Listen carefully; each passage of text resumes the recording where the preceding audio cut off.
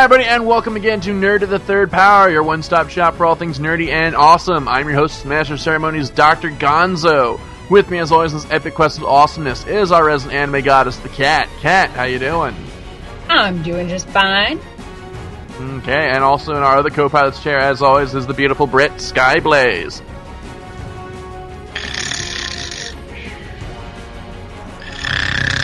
Okay, somebody get me my poking stick.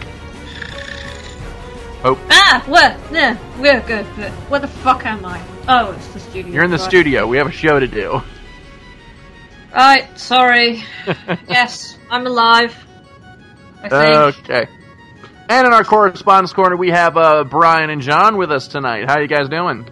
I'm doing all right. I'm excited for the discussion later today. May just be me.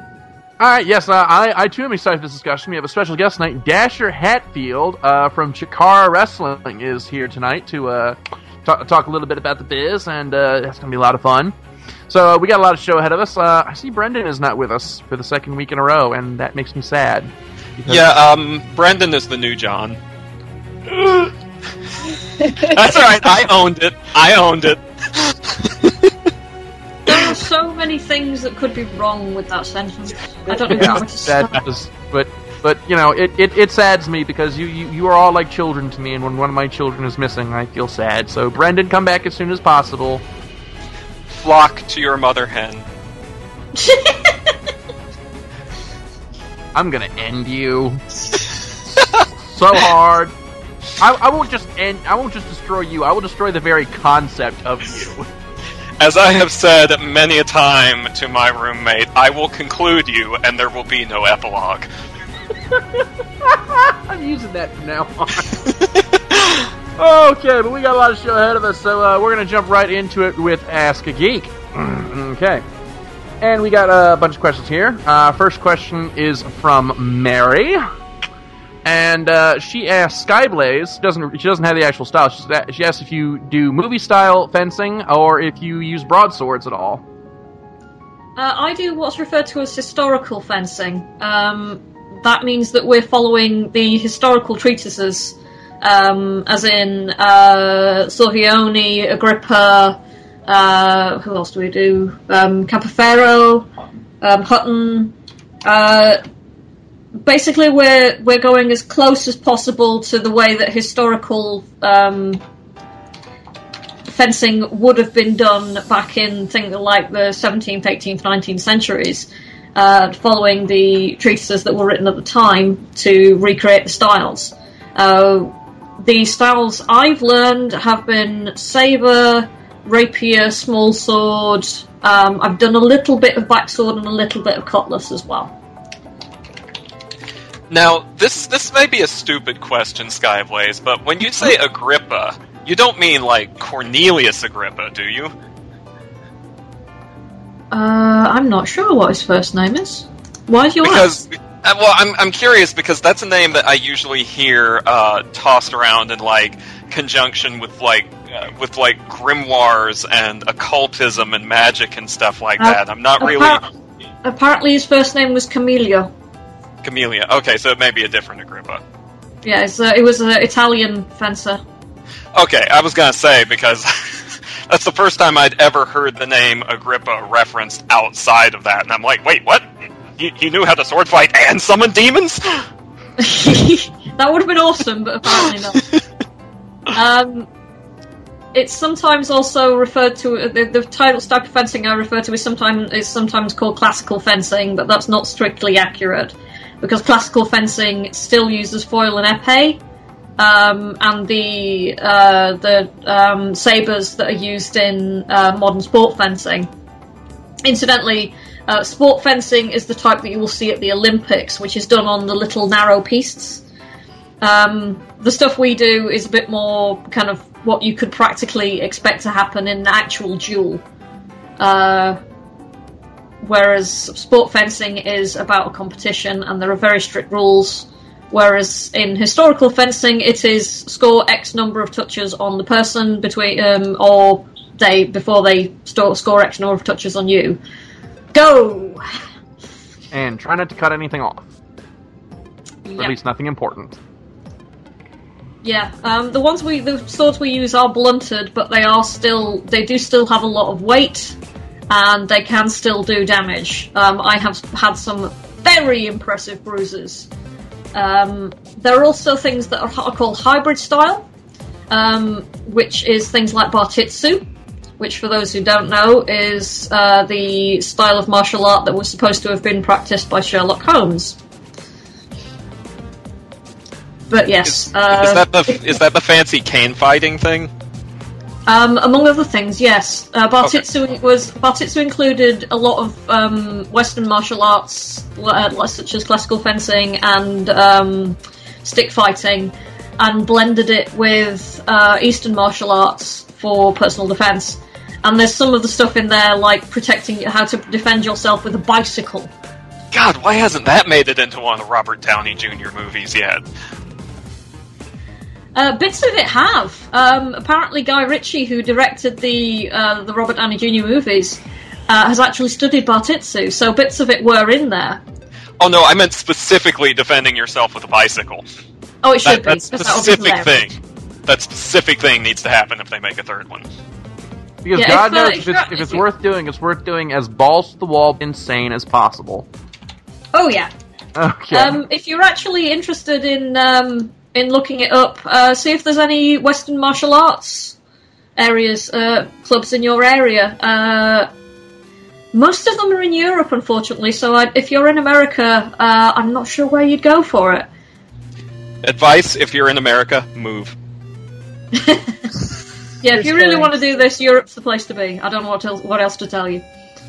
Okay. And she's also a second question for me. She asked me, Gonzo, do you actually own guns, or are you just blowing hot air? I own a couple. I own a 1911 Colt, and a replica M1 Garand rifle, which for history buffs will recognize that as the rifle that was used by most of the American soldiers in World War II. The firing pin on it is broken though, and find a new one for cheap, to find a replacement for cheap. So I haven't been able to shoot it for a few years now, which is really sad because I really like shooting that rifle. So, but yeah, those are I do actually own firearms, and those are they. Random question: favorite flavor Pop-Tarts, and do you eat them toasted or cold? Ooh. So, my favorite is either it's like a fudge one where it's just like gooey, chocolatey goodness, and I'll eat that hot or cold. Preferably hot because then the center is kind of gooey. And then the cinnamon one, which I can eat hot or cold, doesn't matter. I really only eat Pop-Tarts when I'm at conventions and, I'm trying to save money by not buying like a hotel breakfast. So usually I end up eating them cold. Okay, Brian? I am a classic cherry person. I love cherry. And I will usually eat them hot, direct from a toaster, because that's how you're supposed to eat Pop-Tarts. No microwaves for me. Okay. John, what about you? Well, I eat shades of red, so I tend towards cherry and strawberry and things like that. And I also almost always heat them up, usually in the toaster, when one is available. Okay, Skyblaze? Pop-Tarts? I was about to ask, does she know what we're talking about? No. They are very thin pastries that are full of fruit. I use quotations. Or sometimes chocolate. Or sometimes chocolate. And other filling. Yeah, filling. And you usually put it in, you warm it up, and you eat them. They're very flat. I'm doing a horrible job describing these. They are also entirely inferior to toaster strudels. That's true, but toaster strudels are really expensive. Yes, they are. Yes, they are.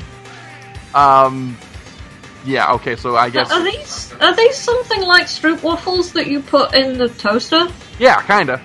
They're not really like pastries. They call themselves like toaster pastries, but it's not like a real pastry.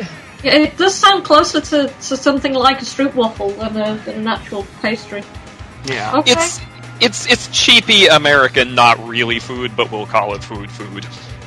Okay. And it costs like $1.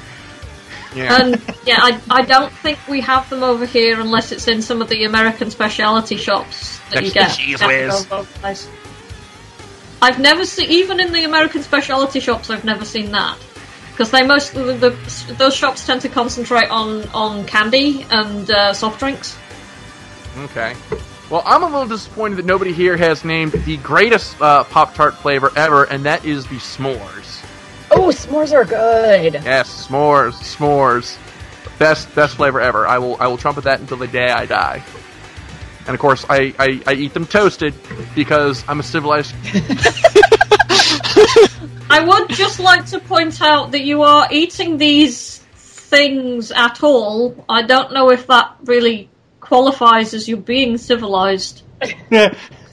Kat has kindly provided me with the link to the site, and they You just don't look like cardboard. I'm sorry, but they do look like cardboard. They taste like delicious. The cardboard. The cardboard texture is more true of them when they are not toasted. When they're toasted, their consistency is much less cardboardy. Yeah, they're like Eggo waffles. Cold, they taste like despair, but you warm them up in a toaster and they taste like heaven. Really? I'm pretty sure they taste like just warm despair. You are saying words, and I'm sure they are English words, but they mean nothing whatsoever. You don't have Eggo over in England? You don't have Eggo waffles? You don't have I'm sure they those? have real waffles in Europe, Yeah. not like If I want a waffle, I will make one. And they're not a It's hard like thing it's to hard. make. You get milk and eggs and flour and put it together, and then you put it in a pan. and that is actually way too hard for Americans. So we have ones that you can put in the toaster. That's Frozen bloody waffle. hard. Get some premixed stuff and add water to it. Again, too many Yeah, steps. but for Americans. Oh, I mean God. that requires having a dedicated iron for the waffling purposes. No, it You doesn't. know I got time for that. It's having a pan. But then it's Well, not a then we waffle, call it's it a pancake, and then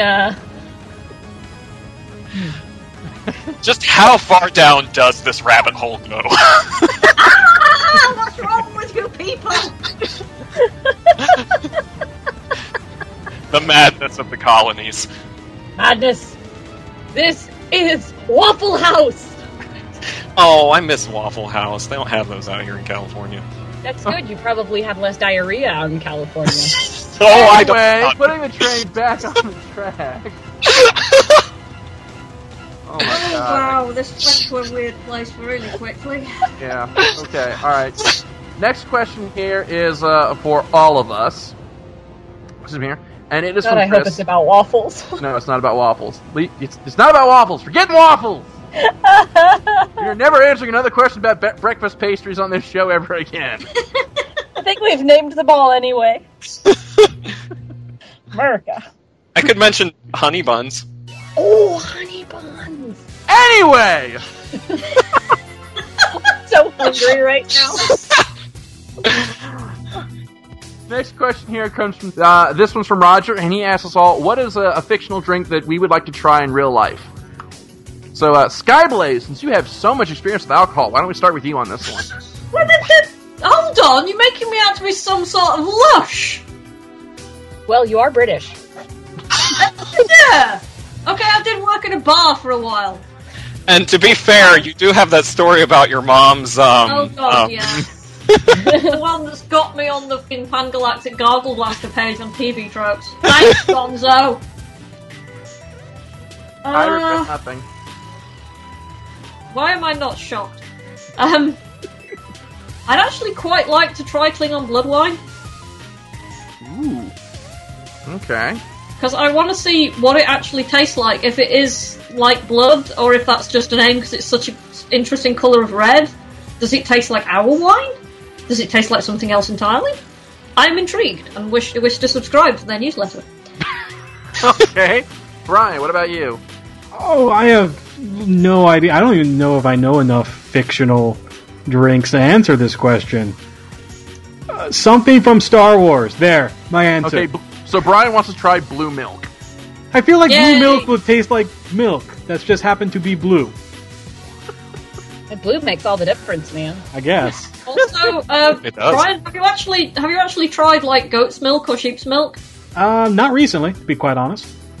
Because even considering that they are all milks, and they do taste very similar, there's still a distinct difference in taste. So it still could be pretty interesting. And if you're lactose intolerant, there's a distinct difference in the aftermath. By which I mean the aftermath is not horrible. Yep. Okay. Moving on. Kat, what about you? Well, since Skyblaze brought it up, I'd like to try the Pangalactic Gargle Blaster. You want to be smacked across the face with a large gold brick wrapped in a slice of lemon? Yes.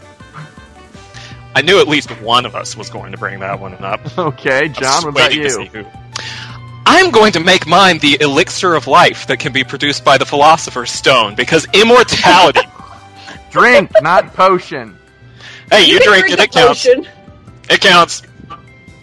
Fine. Okay. I would want. Okay. Well, since Brian already brought up Star Wars, I'm gonna go with I'm gonna go the opposite tick. I'm gonna go with Star Trek. I want to try Romulan ale. I know I don't drink alcohol all that much, but I would like to try Romulan ale. I like that three of us chose alien alcoholic drinks, which in their own continuities, in their own universes, will like freaking destroy you. Well, we're gluttons for punishment. And I actually have an alcohol tolerance, unlike someone not a million miles from me. Is it me? I'm off in the corner with my milk. She's talking about me. She's talking about No, me. it's Gonzo, because he has the tolerance of a tiny child. Speaking of which, we should do Never Have I Ever again. It was fun. Yes. How about let's not Should. say we We'll- did. We should definitely do it like at least 80 more times. You guys are just determined to make fools of yourselves. All right, but that's all the time that we have for Ask a Geek this week. As always, you can send them to us through the email at billysmith@channelawesome.com or drop them in the That Guy with the Glasses forum thread of the same name. Personally, we'd prefer if you send them to us in the email. It's a little easier for us to keep track of them that way. And with that, we got a lot of show ahead, so we're going to jump right into our news segment, starting with our Correspondence Corner. Thank you. Well, this week across the multiverse was a very slow week as we're hitting another lull period of news, it seems like, before convention season starts. But let's take a quick tour, shall we? DC's Forever Evil number 7, the conclusion to the first mini-series event of the DC New 52, is taking its sweet time to come out. The issue has slipped into May now and not mid-April like it was supposed to be. Now, slipping schedules isn't actually anything new in comics. While it took almost 3 years to make sure books weren't late for DC, it was actually probably only a matter of time before something like this happened. Though this also affects several other titles as well, as they're connected to Forever Evil. Titles like Nightwing, who is a major character in the story, as well as the Justice League. No answers as to why the delay in this series, but it might actually fall on the shoulders of artist David Finch, who has some reputation of taking his time on artwork. That's only speculation, I can't say that for sure. DC isn't the only one missing titles. In the June previews, there was a missing solicitation for IDW's Rogue Trooper that had just debuted for the company. Word's gotten back that the series is on hold now due to some very low sales on the book. This is based on 2000 AD Sci-Fi Soldier, and IDW was actually going to be reprinting the classic series as well with their deal with IDW. That's why they also have Judge Dredd out in the new series and some reprinting of old stories. Well, 2000 AD has a bit of a different idea. They're actually going to be bringing him back in another series called Dregs of War. Hopefully it will do better in the sales. In the opposite of what might be the current trend of slipping dates and schedules, Valiant Comics Raw number 1 is actually getting pushed forward to April. True, it's only technically getting pushed forward a week earlier than normal, but the reason is very sound. They wanted the issue out in time for Free Comic Book Day, which you all know is the first Saturday of May. Not a bad idea when you think about it. Get a lot of people in with a brand new series right there available along with your Free Comic Book Day preview special. There's also going to be a plus edition of the title with 16 added pages to it. But that's also going to cost you an extra $1, so keep that in mind when you look for the title. Moving on to a story that actually sort of connects with what's going on in our show today, pro wrestler Christopher Daniels, mostly known as the Fallen Angel, he is going to be writing a comic book. What comic, you ask? Well, it's going to be writing for Aw Yeah Comics, the title put together by Tiny Titans Art Bulbasaur. The story is that Christopher Daniels is going to be writing about Christopher Daniels and current tag team partner Frankie Kazarian going into the Aw Yeah Comics world. Christopher Daniels is actually a known comic enthusiast, so the ability to see him write a comic is very interesting. The ability to see him write a comic about himself, a tad egotistical, I feel, but at the same time, if anyone knows Christopher Daniels, he's going to have a lot of fun doing it, and it's probably going to be an excellent story as well. So look for that when it comes up pretty soon. In my final story of the day, like I said, it was a very short tour of the multiverse. We're moving over to Marvel, and more specifically Spider-Man. As we all know, Spider-Man Peter Parker will be returning, but what happens after that? Well, we now sort of know. Marvel teased not too long ago a Spider-Man picture with the tagline, "Every single one." Speculation was abound, but I sort of guessed every single one, meaning every single sort of Spider-Man. It turns out I was right. The new series called Spider-Verse is going to have, and I kid you not, every single Spider-Man that we sort of know of, and perhaps maybe even a few invented along the way. Yes, you have Spider-Man, Miles Morales from the Ultimate Universe, Ben Reilly might be showing up, and of course, fan favorite, the amazing Spider-Ham. There's going to be about 38 so far that we know about, and the only reason we know about them is because they were on the teaser. Dan Slott is the writer, of course, so this is another big move for him in the Spider-Man universe. Not too much else is known yet. The story seems to be that there's someone going around trying to eliminate all the different Spider-Men. So eventually they will all have to team up and take out whoever this is. It's another series of events that Marvel's put together for Spider-Man, this one following up on the whole King Goblin and Goblin Nation right before the relaunch of Amazing Spider-Man #1. But it'll be interesting to see the second time Miles Morales is actually going to be crossing over with the main Spider-Man continuity. Well, that's all I have for this tour of the multiverse. I wish it was a little bit longer, but I'm sorry. That's really the only stories that were coming out at the time that I've noticed. But that's all the time I have. Back to you, Dr. Gonzo. Alright, thank you, Brian, and thank you to all of our correspondents for helping to make Nerd to the Third Power as awesome as it is. And with that, we're going to jump right into our headlines, starting as always with the Cat. Cat, take it away.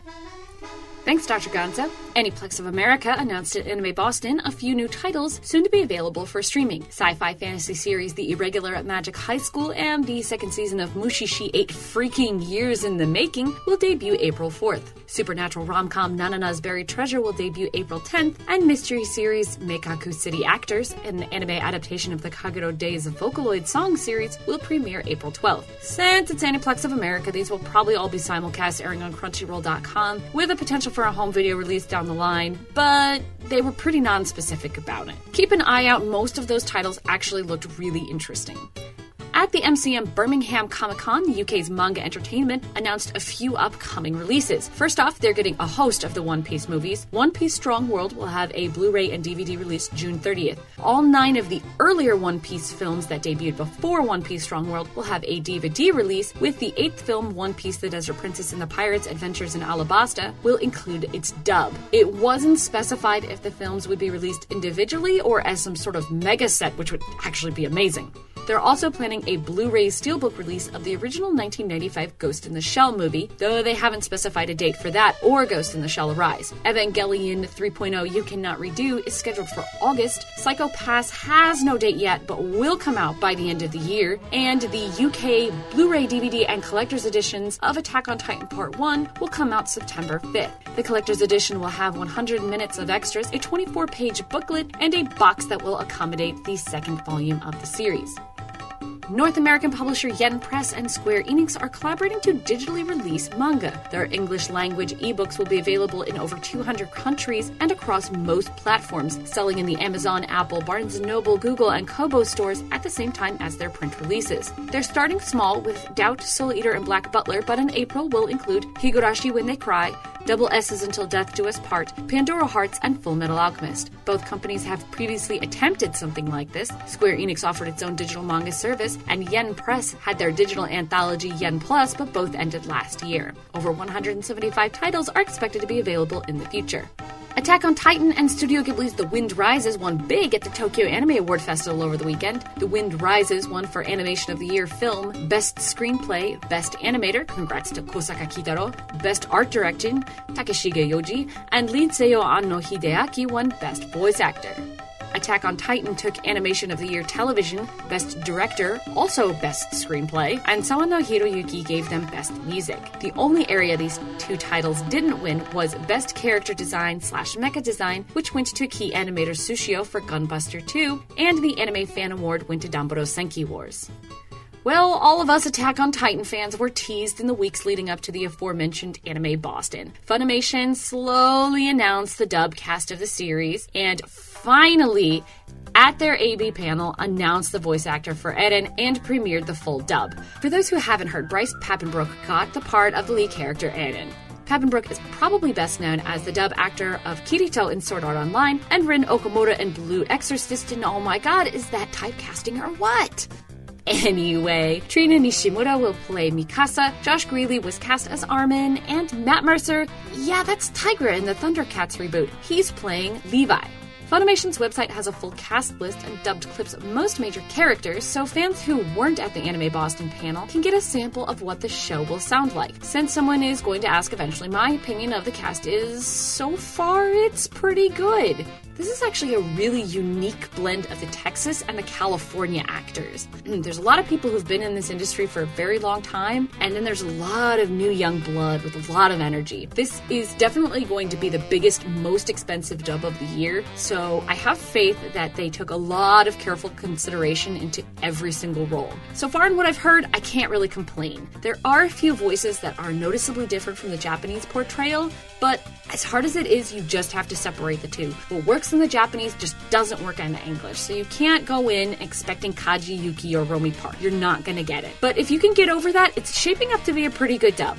I'm actually more worried about the writing than the voices. The few samples I watched, there was just a couple of moments with some less than stellar, kind of cheesy dialogue. Hopefully that stuff is few and far between, but we won't know until the whole series is released, which will be on June 3rd. There will be a standard Blu-ray DVD combo pack edition with the first 13 episodes and 104 minutes of extras, which will retail for around $50. There is also a Part 1 limited edition, which will include those 104 minutes of extras, a 3D lenticular art card, and the 24-page digibook Notes from Beyond the Wall Part 1, which retails for around $90. There is also a Funimation.com exclusive collector's edition with all of the aforementioned extras, plus 4 military emblem pins, a replica of Eren's key necklace, and a 3D maneuver gear blade necklace for $130. There are pre-order deals going on right now from most major outlets, so if you can't live without your AOT, now is a good time to order. If you're cheap like me, you'll probably wait for a slim pack, but given how much money everyone stands to make from this show, we probably won't see a cheap slim pack kind of version for a couple of years at least. Anyway, that's all I've got going on in the anime and manga world.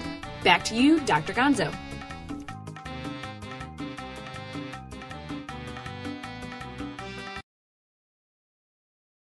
And that's all the headlines that we have for this week. We're going to take a quick musical break. When we come back, Dasher Hatfield from Chikara Wrestling is going to be joining us, talking a bit about what he does in the wrestling business, and it's going to be a lot of fun. So stay tuned. We've got a lot of fun stuff ahead.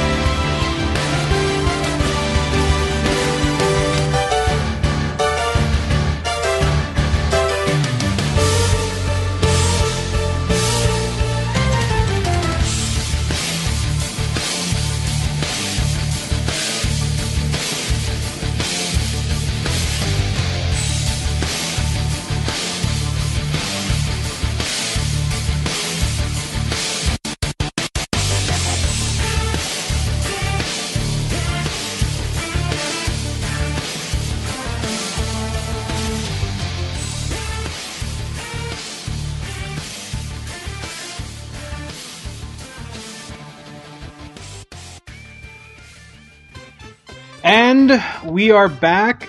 This week on the show, we're doing something a little bit different. While we love to talk about the realms of video games, movies, comic books, this week we're doing something, we're going into a realm we haven't gone into before, and that is pro wrestling.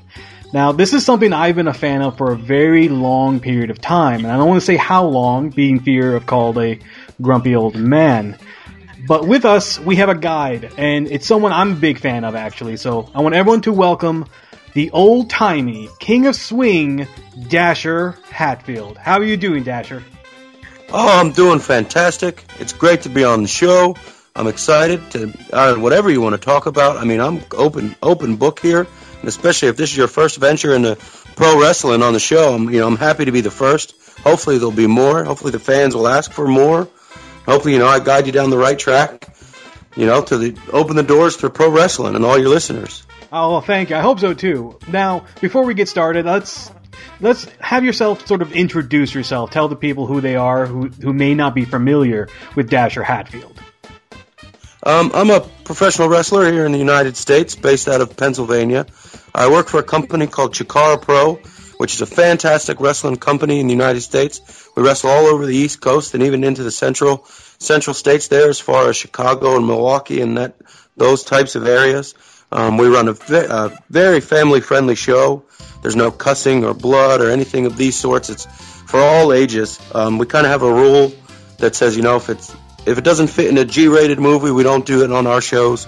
So people are more than welcome to bring out their kids and their grandparents and anybody else who would typically be offended by maybe some content on other wrestling shows. You wouldn't catch any of that on our shows.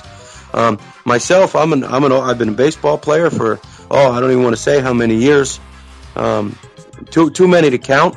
And as I got up in numbers and the baseball kind of died down, I've ventured off into the world of pro wrestling, and I've been loving life ever since. I wish I would have done it earlier. Pro wrestling's a lot of fun, and especially at Chikara Pro. I think fun is the one word that sums up everything we do there. That's about me in a nutshell. I got a tag team partner. His name's Mr. Touchdown. He's not quite as old as I am. He's actually a young fella still.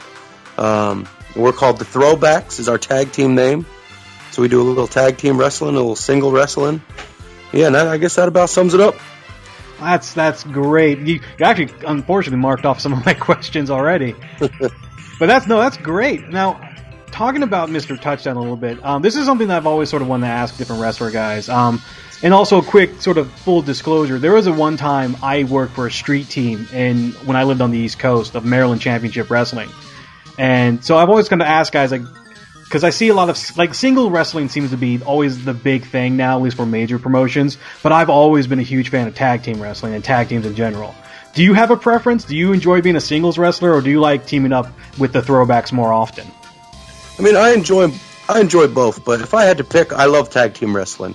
Especially with Mark, having my family out there. It's kind of like a family outing every weekend as we go out and wrestle as a tag team. To me, it's just more fun.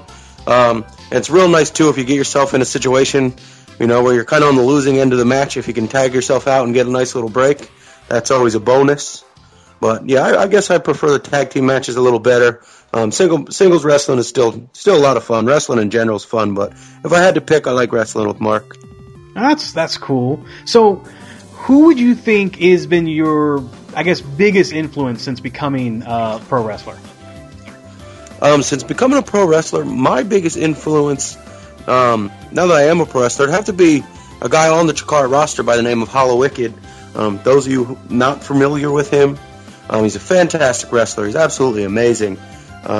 Just on a daily basis, the way he carries himself and his work ethic and all of those types of things, I try to model my behaviors after his, in a sense that I see the success it's got for him, so I hope it does the same for me, and it's got me this far.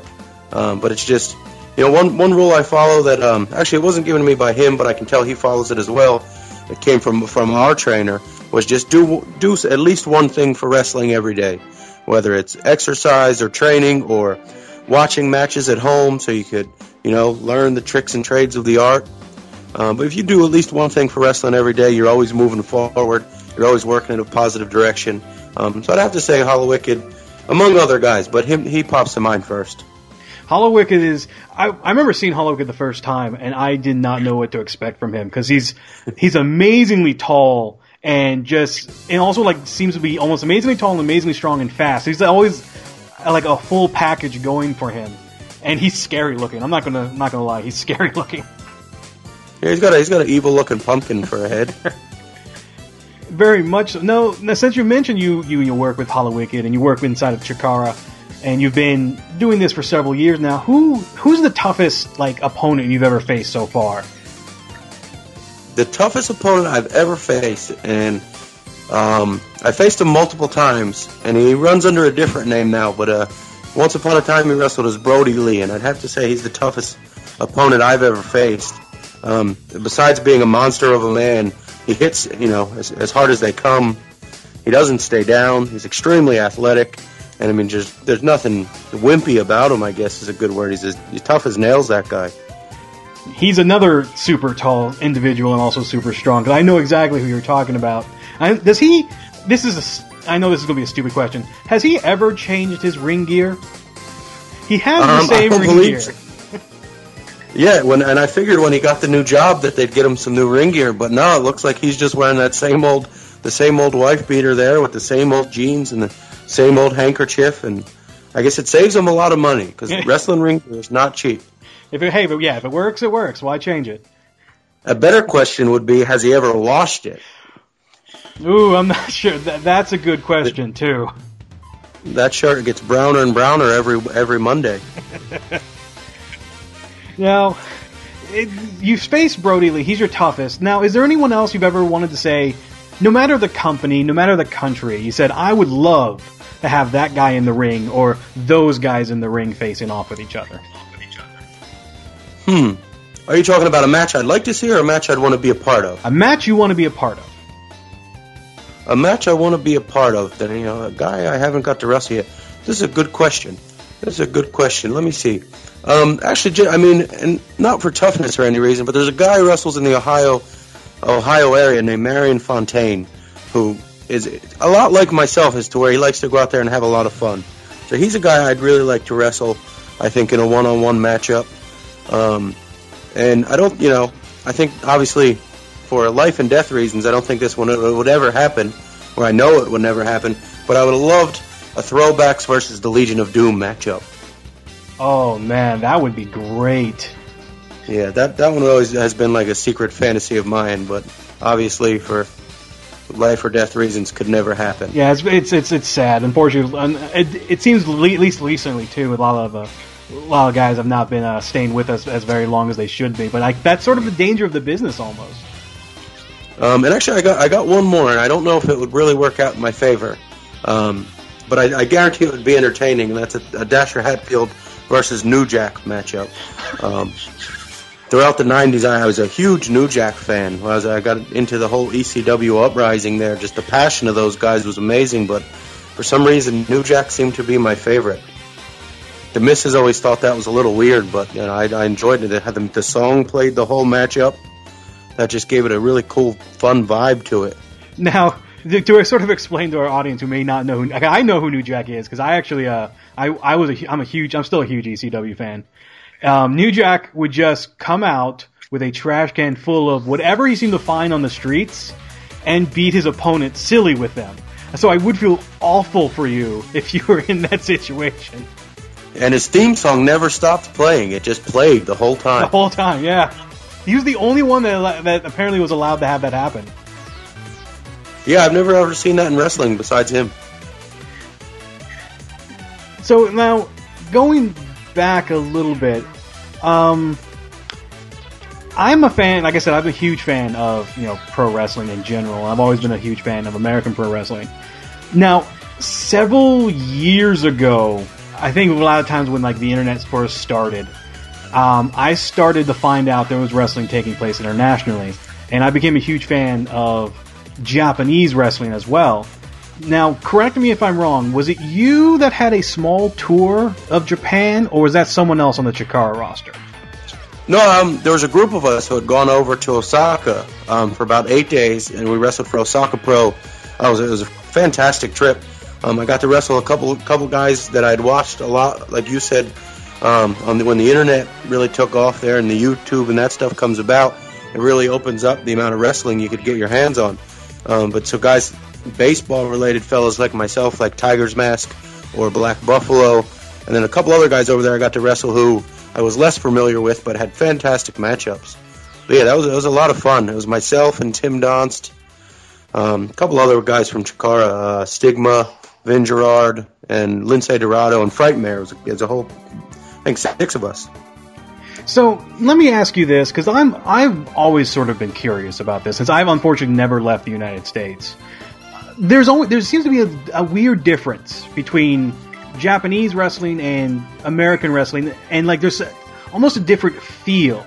Like, could you, I don't know, explain or kind of go forth of how your trip was and like how the fans maybe sort of reacted to you and things like that? I guess I'll start with the fans, because that was the biggest overwhelming part of that trip, was just the fans there. They treated you, fans here treat you with respect, but over there it was in a much different manner. Like we showed up and the fans were bringing me food and gifts, and it was just strange. I almost had to leave some of my clothes there to be able to pack my bags with all the gifts and things they had given me. As to where here I feel it's more verbal, like gratitude. Like fans will a lot of times come up and say, I really appreciate what you do and thank you and those types of things. As to where over there it seemed almost like you were given physical gifts to show gratitude, which was weird. But every fan you met over there so treated you with not treated you, but greeted you with a smile and shake your hand and bow, and very just extremely respectful people. Now to the wrestling is very different. It does have a different feel. The way the audience reacts is a little different. They tend to be more quiet, as to where our American fans are very, very vocal. The wrestling, I'd say, is there's more of an athletic, not that the wrestling here is not athletic, it's extremely athletic, but over there's more of an athletic just vibe to it. To where a lot of times they take some of the attention that we put towards making it an entertaining show and just put that efforts into strictly a physical, athletic, hard-hitting matchup, if that makes any sense to everyone listening at home. It makes sense to me. If you've ever watched something on YouTube, I think even New Japan actually has a YouTube page now, which blows my mind. You can see a little bit difference of styles with it. It is sometimes a bit more hard-hitting, but you went with Osaka Pro, and Osaka Pro is kind of like Chikara in a sense that it has a lot of fun elements towards it. Oh, absolutely. The two companies mesh together very well. Very well. Like, the reason I actually discovered Chikara, and actually went to a real early Chikara show, during the World Tag Grand Prix shows, was because they had the original Ebasan on the card. And I knew him from watching that. I said, I don't care if it's 2.5 hours away. I'm going to drive up and see this small little company. And ever since then, I was like, this is one of, I call Chikara, the best thing that wrestling could happen. It's wrestling for even non-wrestling fans. I would drag my non-wrestling friends to it, just because you just have so much fun while being a part of it. And everyone sort of gets how fun it can be. Unfortunately, though, I've moved to the Southwest, so I've not been able to see any shows unless you guys do an pay-per-view, which I buy several of. You tapped into something really good there, when you said about Chikara shows and them being a lot of fun. The fans seem to have this power when as soon as they walk through the door to a Chikara show, you leave all your worries and your day-to-days, all your troubles at home, and you enter in there, and it just really is all about having fun. And once the fans have kind of created that environment for us, as the wrestlers, there's really no limits or boundaries to anything we can do. We can do basically whatever you want. In the sense, it's almost like watching the Looney Tunes or anything like that, to where everything is acceptable in the name of fun and having a good time. I think, one of my moments I like to show people is I think one of the ice creams. I don't know if it was Ice Cream Jr. or Helio del Ice Cream, but he brought out the sprinkles for one of his matches, and I remember grabbing people going, "You need to watch this. This is the most amazing thing I've ever seen." Or when Ophidian and I believe Amasis would hypnotize people. And it's just you can't help but smile as you watch that and just enjoy it overall. So Absolutely. I hope in this little interview we can actually help spread Chikara's name a little bit more. But I want to go back to, I think, 2003, because for a while I didn't know if Chikara was going to be coming back, and so you're probably going to know my next question. At Anniversario Never Compromise, you were on the card and you wrestled Delirious. But then you were also later performing commentary. And sort of at the end of that show, everything went nuts, and then the show went out, and and then the rest of Chikara shows were canceled for the rest of the year. And we as fans were very, very confused. Like, do you have any insight on what happened there? You were there. Oh, absolutely, I was there. And I mean, it's all pretty much out in public news now that this was all a part of a story that was being told. And what our goal was, from what I believe, because as wrestlers we were very confused as well. One of the beautiful things about Chikara is a lot of the things we find out as you guys find out. We were not privy to a lot of information, and so we kind of go along for the ride with you guys, which is something I really enjoy. When you know things ahead of time, it kind of takes the surprise out of it. But, you know, at that time we were going to tell a story unlike any other story that had been told in wrestling. There's no other wrestling company in the world, I think, that was willing to close its doors for 9 months or what that time period was, or I don't believe there's a wrestling company in the world that has the fans loyal enough who will stick by during that empty period without any wrestling shows, and stay loyal to that company and not move on and, start. I mean, I'm sure fans went and watched elsewhere, but waited and were eager, I think, to kind of forgive us for what we did in the namesake of the story we were trying to tell and kind of stretch the boundaries of wrestling storytelling. In that time period, while there was no wrestling shows, there were all the Wrestling Is videos and the Ashes videos and all these things to kind of still keep the story going, which has now led up to an entire movie that premieres at the beginning of May that will tell the whole story of Chikara and Condor and everything that went on behind the story that was told of Chikara being bought out by this company and the company shutting down and all of these things. It was a pretty wild story, and it was pretty wild to be a part of, and especially when it first got started, I was getting messages from fans, and you could just tell and how upset everyone was that Chikara was gone. And I think I was as equally upset. I mean, I look forward to every month or sometimes twice a month hitting the road with my friends and wrestling in front of the greatest fans and all these things. A lot of us had a real hard time, not having Chikara around for 9 or 10 months.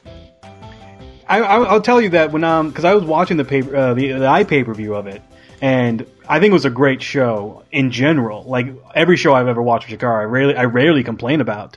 But then, as the final hit, and Eddie Kingston and Icarus, got separated, and people were being pushed out, and the stage was falling down, and then it went to black. I must have stared at my computer screen for like 20 minutes, going, "All right, what's going to happen now? Something's going to happen now. I mean, it can't end like that. Something's going to keep happening." And then nothing happened. And then you go to the website, it's like canceled. Like what? I was scared. I was like, did something I enjoy sort of fall out? Did it crash and burn in front of my eyes? I don't know what's going on anymore. So, and I kept checking back and forth. And when I sort of discovered the Ashes videos for Wrestling Is YouTube channel, I got excited again. I was like, oh, they're still around, kind of. And that's kind of neat that you guys are doing something like you said no one else has really done before. No one else has done we're actually going to shut down our promotion for a while, and the only news you're going to get is through maybe some things on the internet.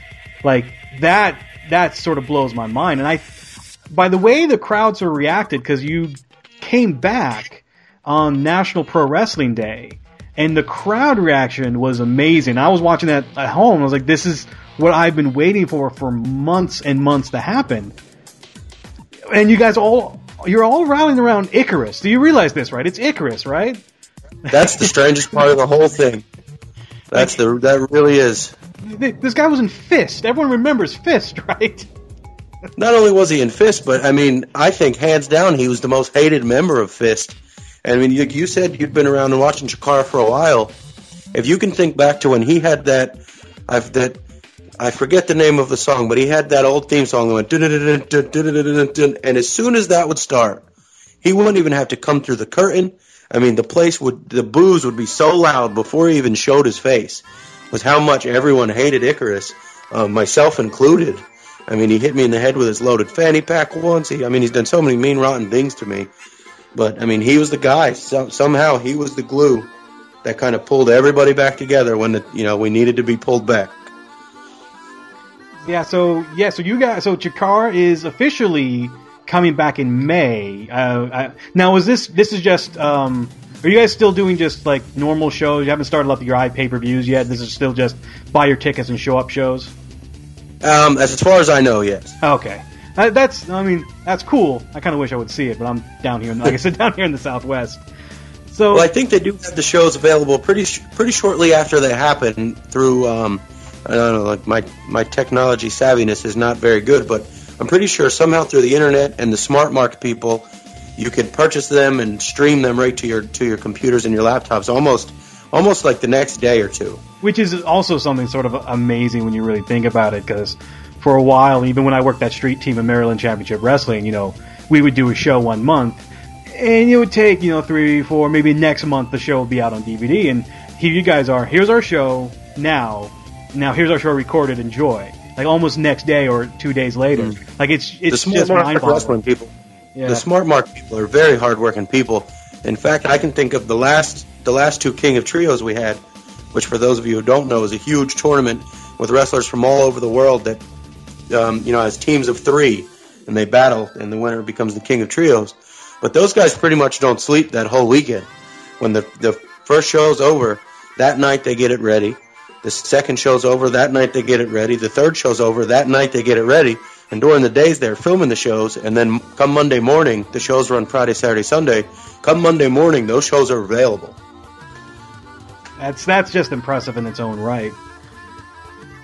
Now, so I'm still on topic of sort of the National Pro Wrestling Day, because I didn't know you were actually going to be on that card, because your name wasn't on the card originally. I didn't know I was going to be on that card. So, but you faced you came out and you faced Eddie Kingston, and I want to this is sort of getting back to Chikara's coming back. Is Eddie Kingston still considered the grand champion of Chikara?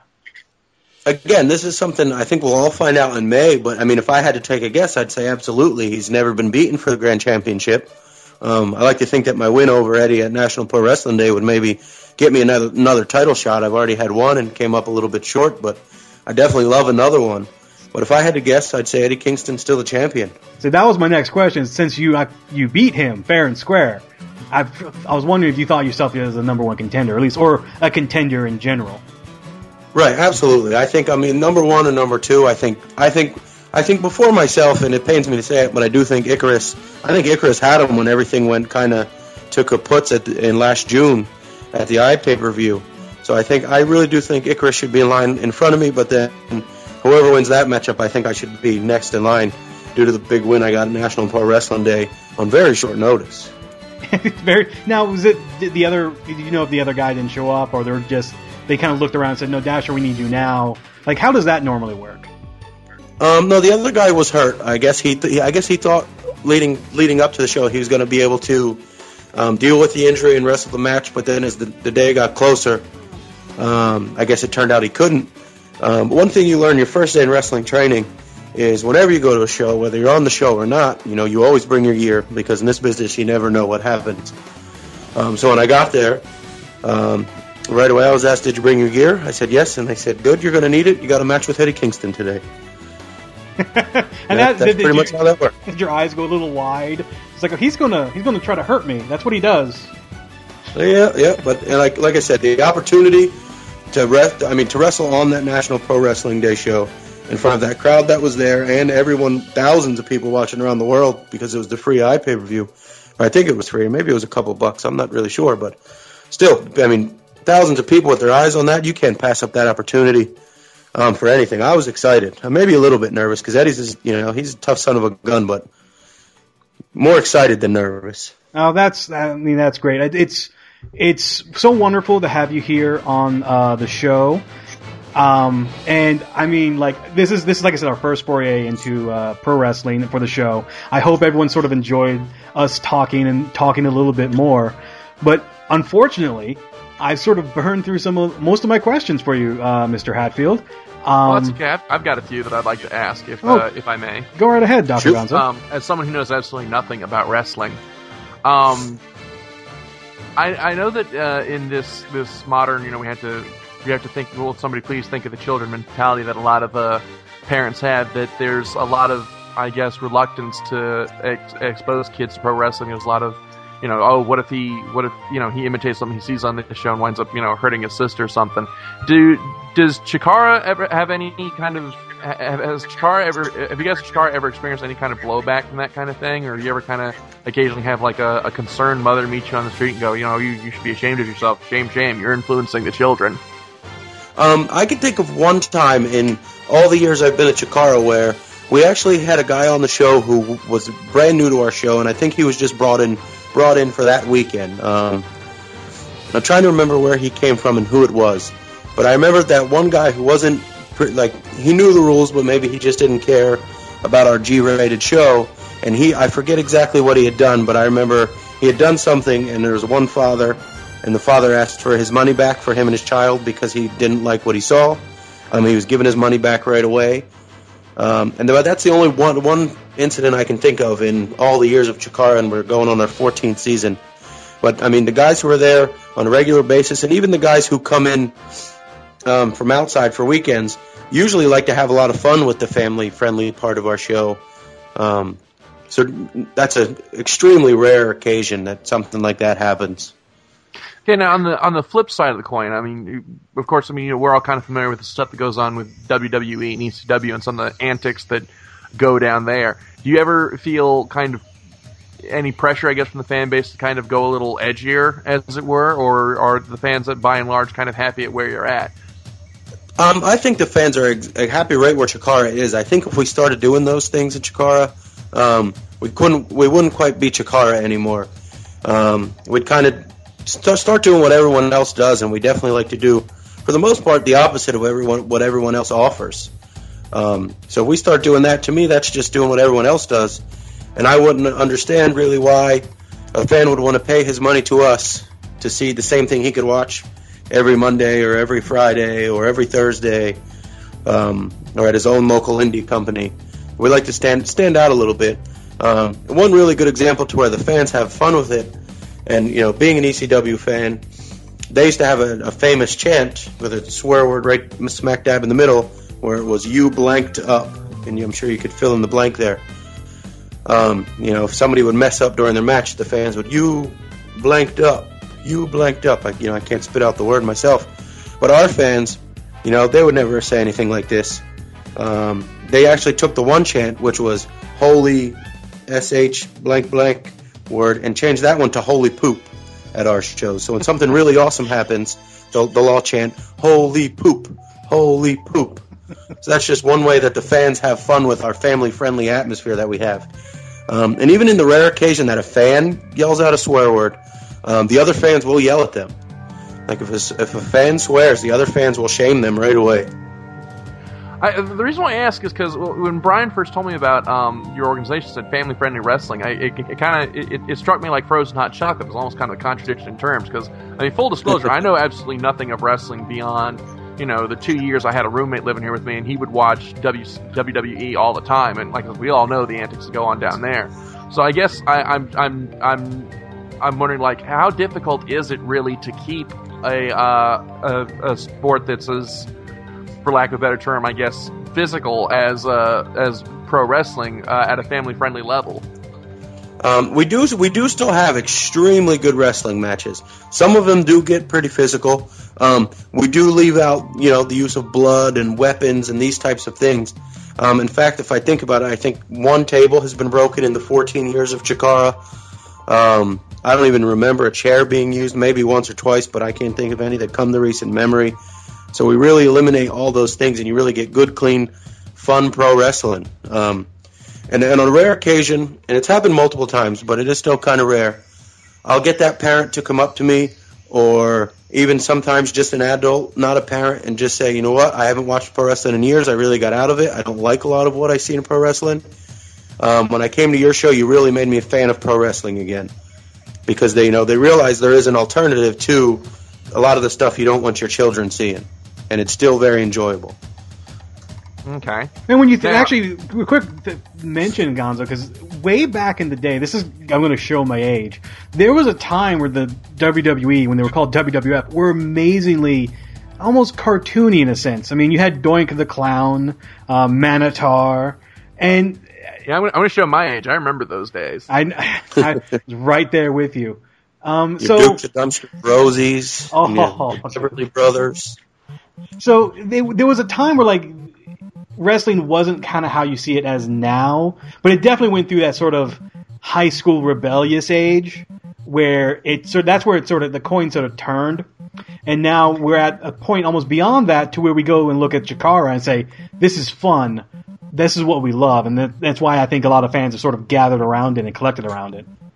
It's almost reminiscent to the fact that you never know who was going to come through that curtain. It could have been Bam Bam Bigelow, or it could have been the Goon. Okay. Now, my next question, and this is something I asked of insiders of any industry, is how tight knit is the industry community? Like, when something happens in another organization, do you guys like feel some blowback, or does it affect you guys? Like, for example, and if I'm breaking a taboo by mentioning this, let me know, and we'll cut this out of the show. But like, when the Chris Benoit story broke, like, did you guys like feel any blowback from that, or did that affect you guys at all? I don't think it affected us at all.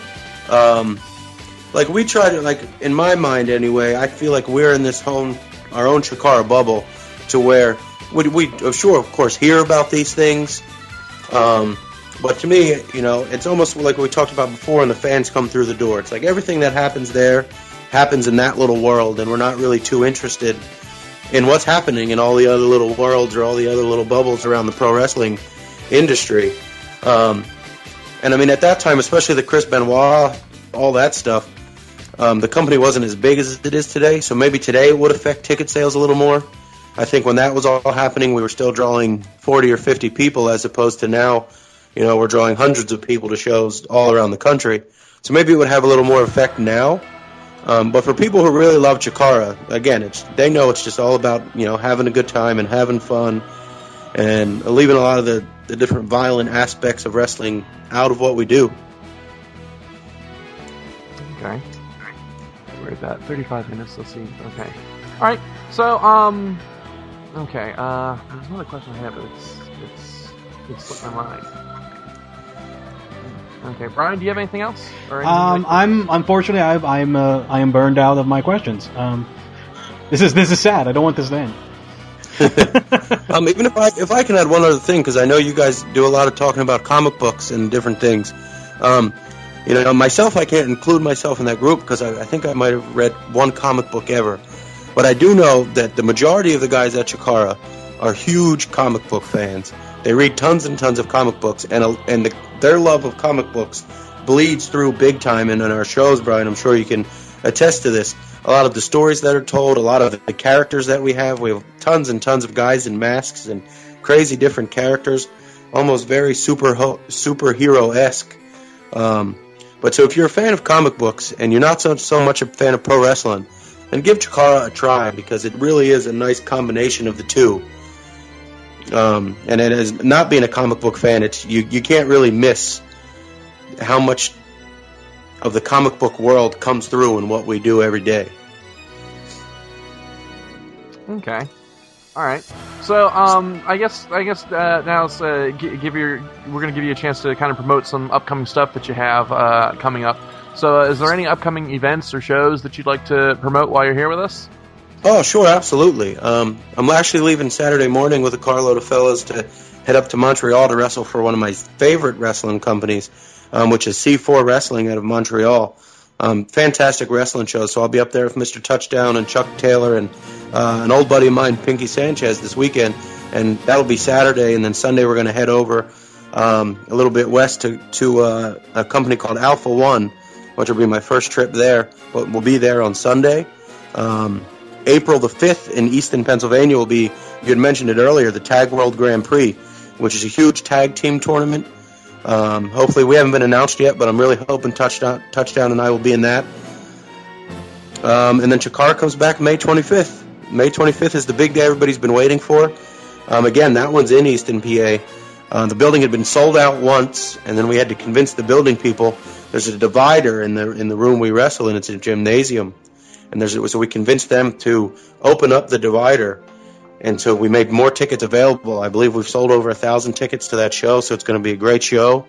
We're coming to Chicago in June, Chicago and Detroit. The Chicago show sold out 106 days in advance, which is absolutely amazing. I was just, honored that the people of Chicago bought that many tickets that fast. They were coming to Detroit the next day. And actually just today, I believe, in July, they announced we're coming to Manhattan again and Boston. So Chikara's coming back, and they're coming back with full force, so that's exciting. That's about all the shows we got going on. So now you mentioned that there's a place where people who can't necessarily make the brick and mortar shows can actually watch the shows online. Where exactly is that? If you go to smartmarkvideo.com, I believe to get those shows, they have a link off of that. I believe it's SMVOD, which is Smart Mark Video on Demand, smvod.com. But if you just Google search Smart Mark Video, that'll take you. And Smart Mark, they have tons of wrestling shows from all different companies. But if you go there, they'll link you to any of the Chikara shows from the past. And then when the ones happen in the future, they'll have those on there as well. Okay. And does Chikara itself have a website that we can point people to so they can learn more about you and your company? Absolutely. If you go to chikarapro.com, there's a store on there. You can buy T-shirts and tickets for shows and all kinds of different things. They'll list all the events on that website. There's some videos you can watch. If you're interested in Chikara through this interview, by all means, folks, YouTube us. Check it out online. I hope you really love what you see. It is tons of fun. Even if once upon a time, years and years ago, you had any inkling or any bit of love for pro wrestling, hopefully we can rekindle that for you. But you got to give us a shot. Okay. All right. And one other thing that kind of caught my ear a while back, you mentioned that you've also got a movie coming out in May. Did I hear right, or was I hallucinating? No, you're absolutely correct. Throughout these 9-10 months when Chikara's been on hiatus, they've actually been filming the entire story of what's going on between Chikara and the big conglomerate company that bought Chikara out and that bought it out and shut it down. So this entire story, bits and pieces of the movie are on YouTube on the Wrestling Is channel under the title of Ashes, and they're bits and chunks of the movie. And then in May, there'll be a screening of the entire movie at a small theater outside of Philadelphia. I forget the town off the top of my head, but all that information is right on the website. Okay. They're doing a question and answer as well, I believe, with everybody that was in the movie before the movie airs. Okay. And then one last question I ask of all our guests is, do you have an email or a Tumblr or a Twitter that your new fans can follow you on? Oh, absolutely. If you have Twitter, I'm at Mr. Hatfield 4. At Mr. Hatfield and the number 4. That's my jersey number there, so we threw that on there. I got a Mr. Hatfield, or no, just regular Dasher Hatfield Facebook. And there is a Dasher Hatfield Tumblr out there. I don't know who runs it, but thank you to whoever runs it. You do a great job. Somebody's doing a great job with that, so that does exist. Well, that's all the time that we have, unfortunately. I would like to thank Dasher Hatfield for showing up and talking to us for this small period of time. I hope everyone here has enjoyed the interview. I know I have. Dasher, have you enjoyed yourself? I had a great time, and I've done a few of these podcasts lately, and I got to tell you, this was one of the easiest conversations I've ever had on one of these things. This was great. I really enjoyed it. Well, thank you very much for that. So, with that in mind, I'd like to thank everyone again, and Taka, play us out.